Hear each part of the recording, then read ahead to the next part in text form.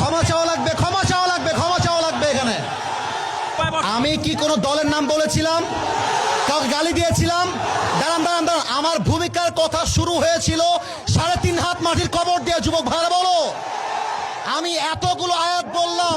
থামো, আচ্ছা থামেন থামেন থামেন থামেন উনি, আচ্ছা তোমরা থামো থামো থামো, থামেন থামেন থামেন। প্রিয় ভাইয়েরা, আমরা কোনো মারামারি চাই না। আল্লাহর কোরআন দিয়ে আইন চলবে, এটা কোনো রাজনৈতিক কথা হইতে পারে? এটা মুসলমানদের কলিজার দাবি। আগামী সংসদ চলবে কোরআন দিয়ে। যেই বেড়া বাঁধর পেট্রোল রাখতেও থাকবে না। যুবক ভাইয়েরা আমার, আপনারা বুঝবেন আপনাদের এলাকায়, এটা আমি কিচ্ছু বলবো না আজকে। তোমরা আমার সঙ্গে থাকবা তো ইনশাআল্লাহ?